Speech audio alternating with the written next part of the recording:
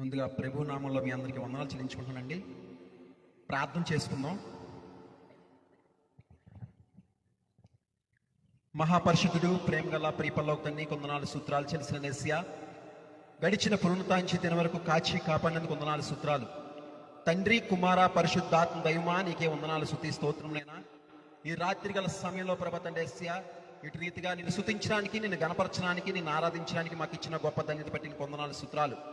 ఇదిగో తండ్రి ప్రభా తండ్రి ఏసయ్యా, దూర ప్రాంతం నుంచి మా ప్రయాణంలో ప్రభా తండ్రి మాకు తోడుగా ఉండి నడిపించినందుకు వందనాలు సూత్రాలు. ఇగో వచ్చిన ప్రభా తండ్రి ఏసయ్యా సేవకుల్ని, స్థానిక సంఘ కాపుల్ని, స్థానిక సంఘాన్ని ప్రభా తండ్రి ఏసయ్యా ఈ మైక్ ద్వారా వింటున్న ప్రతి ఒక్కరిని దీవించండి, ఆస్వాదించండి, బలపరచండి.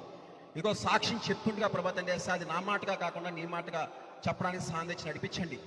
నా నోటిని బోరగా వాడుకొని ప్రభా తండ్రి ఏసయ్యా అనేకమైన మర్మాలు, నూతన విషయాలు మరిగొతని సాక్ష్యం చెప్తుండగా ప్రభా తండ్రి ఏసయ్యా విన్నవారందరూ కూడా ప్రతి హృదయంలో పెట్టుకొని వాళ్ళు బలపడడానికి, స్థిరపడడానికి, ప్రభా మారు మనసు పొందడానికి కృప అనుగ్రహించమని యేసు నామంలో వేడుకుంటున్నాను తండ్రి, ఆమేన్. ముందుగా ప్రభు నామానికి వందనాలు చెల్లించుకుంటున్నానండి. మరి ఈ యొక్క మీటింగు రావాలి అని చెప్పినప్పుడు మరి ముందుగా మరి జోసఫ్ గారు నాకు ఫోన్ చేసి ఇలాగా పలానా రోజు అని చెప్పేసి, అంటే ఈ 2-3 డేట్లు మారాయి.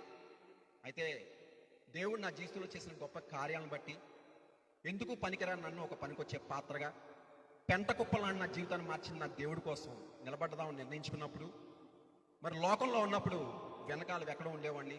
ఎప్పుడైతే దేవుడి కోసం నిలబడాలి, దేవుడి కోసం బ్రతకాలి అని చెప్పి నేను నిర్ణయించుకున్నప్పుడు అల్పుడే నన్ను ఇలా సేవకుల ముందు ఈ యొక్క బలిపీఠం మీద దేవుడు నన్ను నిలబెట్టుకున్నాడు. అందుబట్టి దేవాదేవుని వందనాలు చెల్లించుకుంటున్నానండి.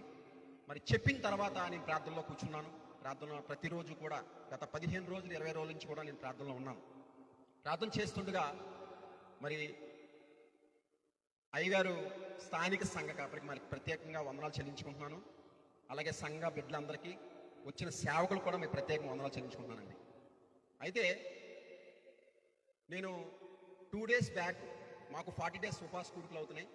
నేను ప్రార్థన చేస్తుండగా ప్రభువా మరి సాక్ష్యంతో పాటు ఒక విషయాన్ని నేను తెలియచేయాలి కాబట్టి ఒక నూతనమైన విషయం ఏదైనా బయలుపరిచి ప్రభువా అని చెప్పి నేను ప్రార్థన చేస్తున్నప్పుడు మరి దేవుడు నాకు ఒక విషయాన్ని, నేను 2 ఇయర్స్ బ్యాక్ ఒక వీడియో విన్నాను. నేను అంటే జరిగిన కథ, ఆ యొక్క మాట స్టార్ట్ చేసి తర్వాత నీ సాక్ష్యానికి వెళ్ళాలని చెప్పి దేవుడు నాకు బయలుపరిచారు.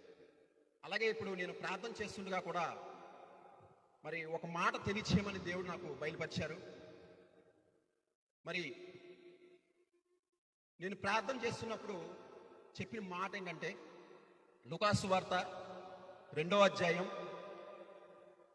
11వ వచనం చదువుకున్నట్టయితే,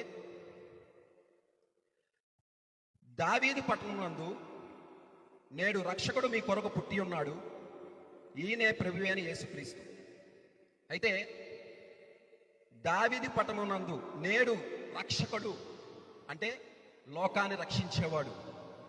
ఈరోజు మనకు లోకంలో ఏదైనా సమస్య మనకు వచ్చినప్పుడు, ఒక గొడవ వచ్చినప్పుడు కానీ, ఒక ల్యాండ్ గొడవ కానీ, ఇంకోటి ఏం ప్రాబ్లం అయినా సరే మనం ఎక్కడికి వెళ్తాం అంటే మన రక్షణ కోసం పోలీస్ స్టేషన్కి వెళ్తాం. మరి అక్కడికి వెళ్ళిన తర్వాత మన యొక్క ప్రాబ్లమ్స్ అన్ని అక్కడ చెప్పిన తర్వాత వారు మళ్ళీ ఇంకొక కోర్టులో వేయడమో, అది వాళ్ళు సరిచేస్తున్నప్పుడు అది అవ్వకపోతే కోర్టులో వేస్తారు. అయితే అక్కడ న్యాయం జరగకపోవచ్చు కానీ మరి రక్షణ నిలయం అనే ఒకటి ఉంది.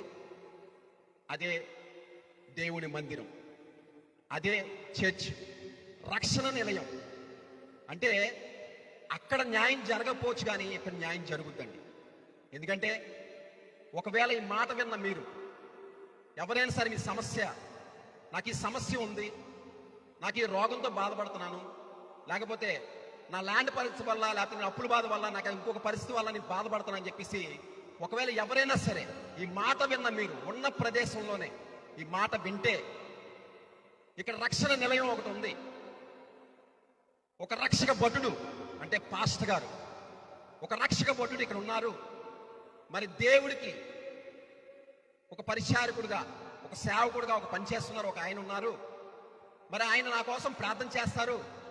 ఆ ప్రార్థనకి దేవుడు జవాబిస్తాడు, న్యాయం తీరుస్తాడని ఎవరైనా నమ్మితే ఇప్పుడే మాట ద్వారా ఈ యొక్క ప్రాంతంలో డేవిడ్ రాజు గారు అనే పాస్టర్ ఉన్నారు. మరి నేను ఎన్నోసార్లు పోలీస్ స్టేషన్కి వెళ్ళాను, ఎక్కడెక్కడికో వెళ్ళాను. ఎక్కడికి వెళ్ళినా సరే, ఎంత పెద్దల దగ్గరికి వెళ్ళినా నాకు న్యాయం జరగలేదు. మరి భారం కలిగి ప్రార్థన చేసే ఒక ఆయన ఉన్నాడు. ఆయనే డేవిడ్ రాజు గారు పాస్టర్ ఉన్నారు. మరి ఆయన దగ్గరికి వెళ్తే ప్రార్థన చేస్తే దేవుడికి తన సమయాన్ని ఇస్తాడు, నాకు సమాధానం ఇస్తాడు, న్యాయం తీరుస్తాడని నమ్మితే ఈరోజే మీ జీవితాల్లో గొప్ప కార్యాలు చేయబోతున్నాడు. దేవుడి స్తోత్రం.